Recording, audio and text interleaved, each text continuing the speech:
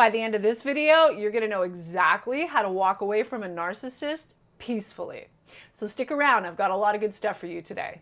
Let's get started. Hello friends, Tamie M. Joyce here, empowerment life coach, creator of the Freedom class and the Ascension class. And if you're new to my channel, welcome.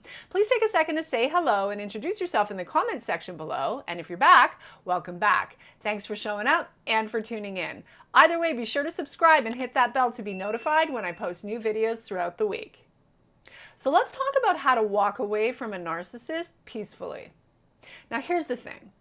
There are a lot of really good reasons that we should want to distance ourselves from narcissistic people. And for me, it often boils down to this. When someone expects me to live in denial and pretend that abuse, however passive-aggressive and subtle or not so subtle the abuse may be, when someone expects me to perpetuate that kind of denial and pretend that abuse isn't actually happening, and when someone expects me to compromise my standards or boundaries, or when people are completely disingenuous, toxic, or harmful to my well-being in any way, I'm out. No muss, no fuss. With as much wise discernment, self-love, self-respect, and self-honesty as I can muster, with as little drama as possible, off I go. I don't over-explain, I don't waste any time and energy defending myself, and I certainly don't justify my decision. We don't owe anyone any explanation for taking care of ourselves. And let's be honest, they know why. Now, whether or not they have the decency or capacity to be honest about it with themselves and others is another story, but they know. And it's not our job to teach other adults how to be decent, kind, loving human beings. That's none of our business. Our job is to tell ourselves the truth, no matter how inconvenient, no matter how uncomfortable, difficult, or painful.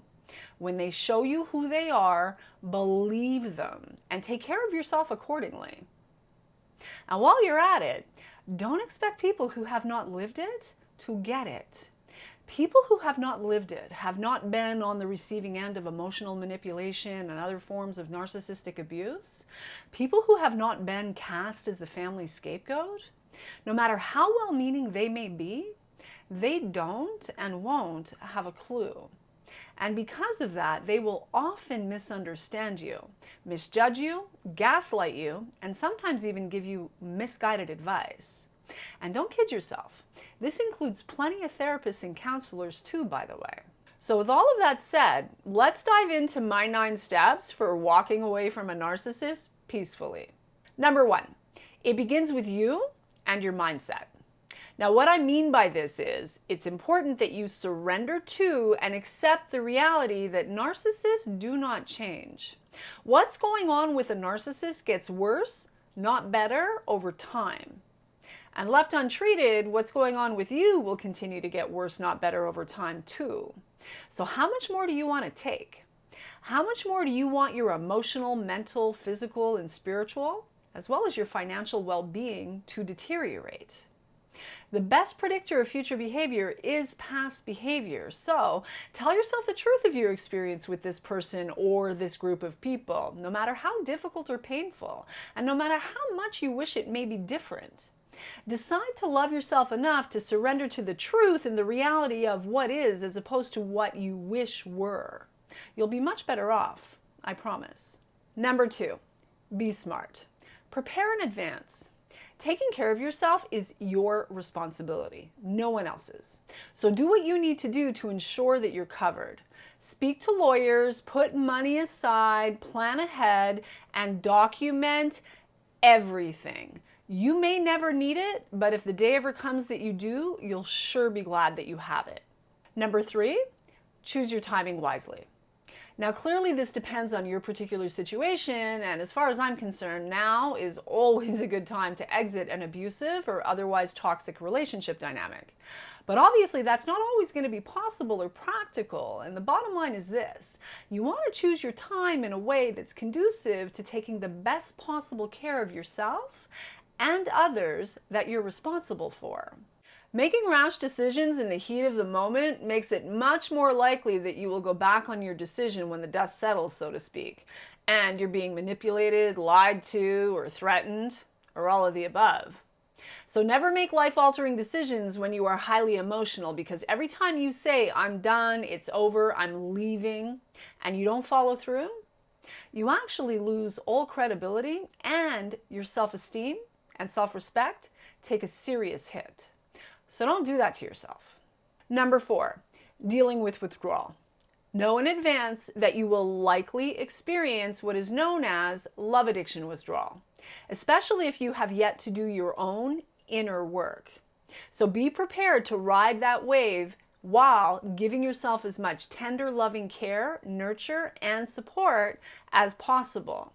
And commit to doing the work of healing your wounded inner child.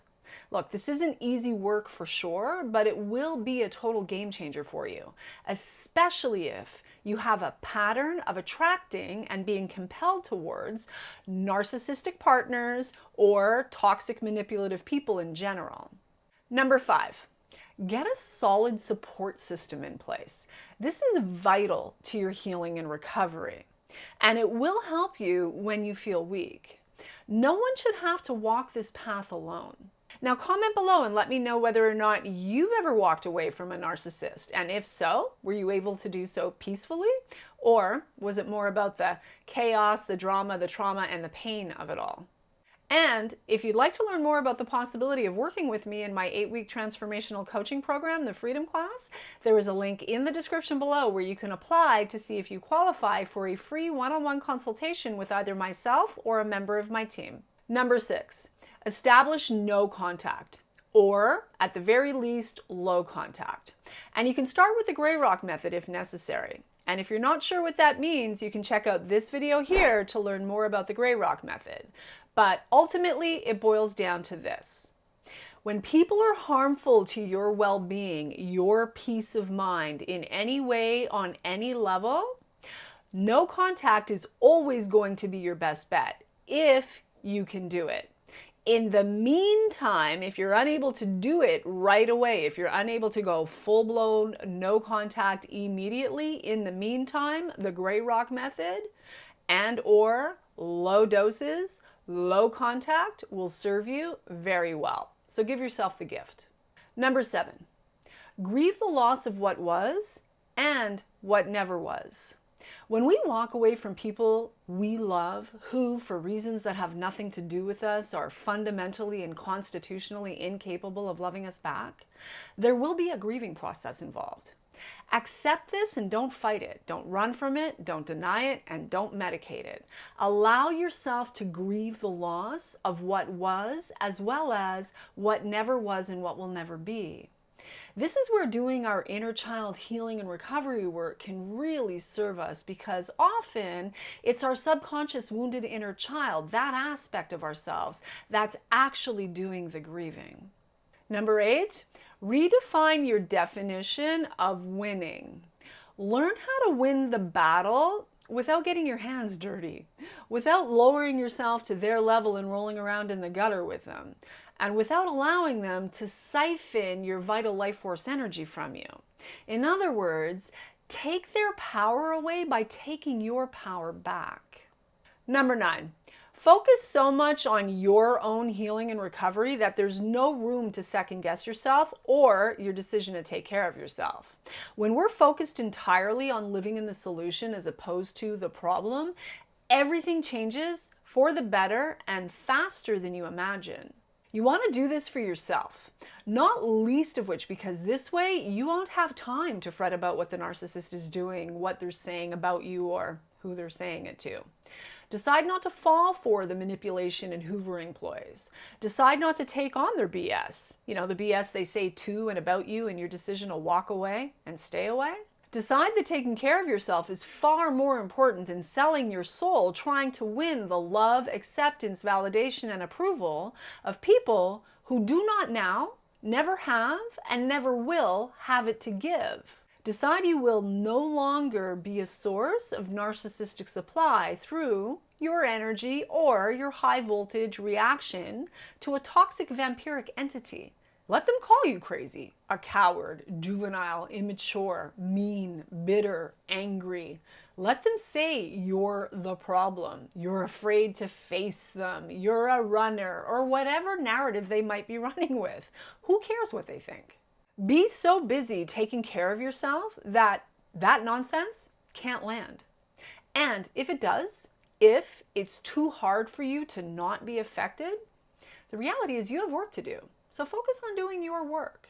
And believe me, I know from experience that when they know they have zero power over you, you can expect the classic smear campaign, which of course includes lying outright, lying by omission, and using truth out of context to manipulate the perceptions of and poison the minds and hearts of others towards you.